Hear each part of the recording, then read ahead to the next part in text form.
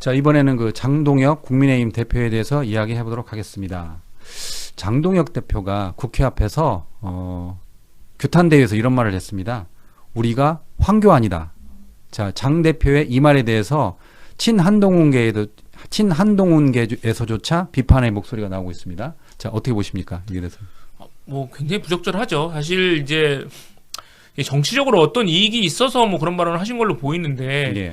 그러니까 이제 지금 모두가 이제 얼마 전에 있었던 국민의힘 당대표 전당대회 때 이제 장동혁 대표는 결국 이제 일종의 윤석열 전 대통령을 지지하는 세력들과 손을 잡아서 그렇게 당선이 되지 않았습니까? 그랬죠. 예. 그러니까 이제 그러다가 그래도 뭐 조금은 뭐 이재명 대통령과 뭐 이렇게 영수회담 같은 것도 하는 모습도 보이고, 또 얼마 전에는 이제 광주 5.18 국립묘지에 뭐 참배하지 못했지만 그래도 찾아가는 그런 모습을 보이는 거는 뭐 그게 일종의 뭐 정치적 쇼라고 하더라도 저는 그래도 그건 긍정적으로 봤는데, 이제 와서 다시 뭐 이렇게 황교안 전 총리, 황교안 지금 이제 당 대표죠. 황교안 대표가 어떤 분입니까? 주장하고 있는 게 부정선거 주장하시고, 또 이제 그 비상계엄 당일에 뭐 우원식 국회의장과 한동훈 전 대표를 뭐 체포해야 된다, 이런 이제 과격한 발언, 일종의 그래서 특검으로부터 이제 내란 선동 혐의로 지금 이제 체포영장까지 됐고 구속영장 기각됐지만 수사받고 있는 분인데,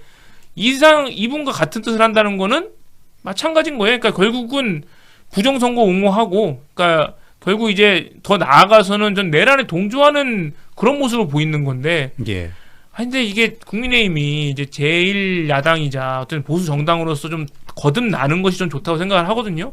왜냐하면 야당이 건재해야 여당 정부도 긴장을 하고 서로 간에 이제 궁극적으로는 정치나 국가 발전에 도움이 되는데, 이런 식으로 약간 극우로 빠지고 있는 것 같아요. 약간 예. 장동혁 대표가 하는 거는. 그래서 국민의힘 내부에서 당연히 반발이 나올 수밖에 없고요. 그러니까 대부분의 그 정당한 보수 국민분들이나 국민 여러분이나, 아니면 또 그래도 국민의힘에서 얼마 많지는 않지만 얼마 안 되는 합리적 보수, 합리적 중도를 추구하시는 분들은 이거에 반발할 수밖에 없는 거죠. 예. 결국 이렇게 가면 뭐 국민의힘은 내년 지방선거에서 필패할 겁니다. 예. 그 최근 장동혁 대표의 발언을 보면 상당히 셉니다. 지난번 대통령 시정연설 때는 무슨 말을 했냐면 이제 전쟁이다. 그리고 이번 시정연설이 이재명 대통령의 마지막 시정연설이 돼야 된다라고도 했어요. 그 내용 알고 계시죠? 네, 예. 심지어 뭐 탄핵도 거론했죠. 예, 탄핵도 거론했습니다. 예. 근데 현실적으로 지금 탄핵은 지금 오버 아닌가요? 사실상 뭐 예. 불가능한 예. 얘기고, 그러니까 정치적 프로파간다죠. 근데 예.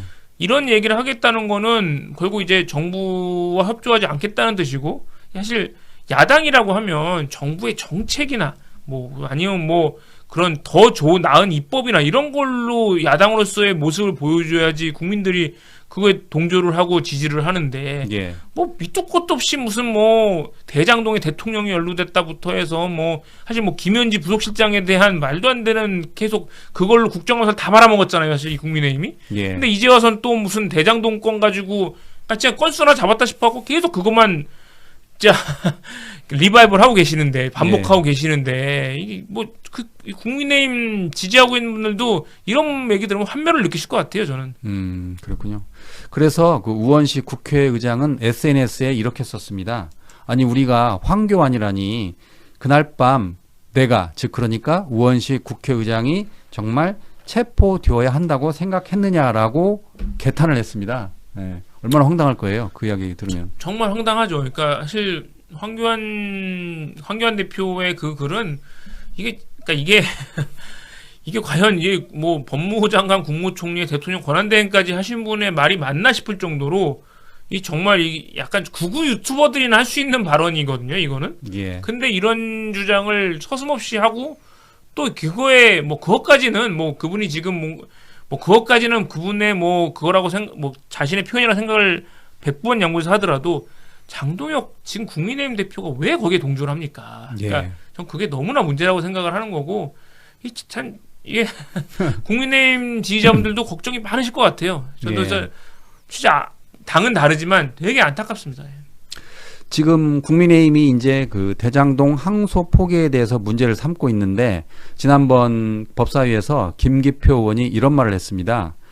찾아보니까 장동혁 대표도 공직선거법 1심에서 무죄를 받았는데 검찰이 항소를 포기한 거 아니냐. 그래서 적어도 국민의힘은 항소 포기에 대해서 말할 자격이 없다라고 했어요. 그거 어떻게 보세요? 그러니까 뭐 맞는 말이죠. 그러니까 예. 저는 뭐 그러니까 장동혁 대표 1심 사건에서 항소 포기한 것도 검찰이 나름의 논리를 가지고 한 행위였다 생각을 하고요. 예. 이번 대장동 사건 항소 포기도 마찬가지라고 생각을 합니다. 수많은 사건에서는 아무 얘기도 하지 않다가 굳이 이 대장동 사건에서 이렇게 하는 거는 이게 왜 그러겠습니까? 그러니까 뭔가 대통령에게 흠집내고 싶은 거예요. 이거는. 근데 1심 판결에서 대통령과 관련가 없다고 하니까 이걸 받아들이면 뭔가 지금 대통령과 대장동 비리가 관련되어 있다고 주장하는 게 근거가 없어지잖아요. 그러니까 그거에 화가 나고 속상하고 뭔가 이제 꼬투리 잡을 게 없어져서 지금 계속 항소에 대해서 울고 늘어지는 거지. 뭐 그 외에는 저는 아무 이유가 없다고 생각합니다. 그러니까 이번 그 항소 폭이 박지원 의원은 그 이야기 하더라고요. 선택적 검찰의 항명이다. 그러니까 선택적 항소 포기가 어디 이번뿐이냐. 김건희 씨 도이치모터스 주가 조작과 관련해서 검찰은 무혐의로 하지 않았느냐. 그리고 윤석열 전 대통령이 관련해서 주기현 부장판사가 구속 취소했을 때 심우정 검찰총장이 즉시 항고 포기했을 때 역시 그때는 아무 말도 하지 않았잖아요. 그런데 이제 와서 자꾸 말하는 거는 조금 전에 말씀하신 것처럼 대통령과 관련된 걸 지금 물고 늘어지려고 하는데 그게 지금 안 되니까 그런 거잖아요. 그러니까 그 아리스토텔레스가 뭐 정의란 같은 것은 같게 다른 것은 다르게 취급하는 게 정의라고 하는데 이 국민의힘이나 검찰은 같은 것은 그러니까 자기한테 도움이 되면 같다고 하고 아니면 다르게 하고 이게 약간 정말 선택적 정의죠. 그러니까 국민들이 공감을 못 하고 계신 겁니다. 검찰의 이런 선택적 수사, 선택적 기소가 어제 오늘만의 이야기는 아니잖아요. 이 지금까지 검찰이 갖고 있는 가장 큰 권력은 이제 물론 이제 영장청구권을 독점하고 있는 것도 있지만 결국 이제 기소독점권, 기소라고 그게 제일 큰데 검찰의 기소독점권의 힘은 이 사람은 재판 기소한 데 있는 게 아니라 기소를 하지 않는 데 있는 거거든요. 그러니까 누구를 기소를 하지 않고 불기소로 빼줄 수 있는데 사실 그 전 권력이 있다 생각을 하거든요. 뭐 결국 이제 이번 건도 마찬가지로 생각을 하고요. 근데 다만 이제 그러니까 이 대장동 사건 같은 경우 1심에서 죽어라고 해놓고 결국 유죄 받았으면 그걸로 됐다라고 검찰 내부에서 판단을 한 건데 뭐 이제 와서 갑자기 또 포기를 했다는 게 알려지고 그러니까 이거를 그 국민의힘에서 자꾸 이제 정치적 쟁점을 계속 시키고 있는 거거든요.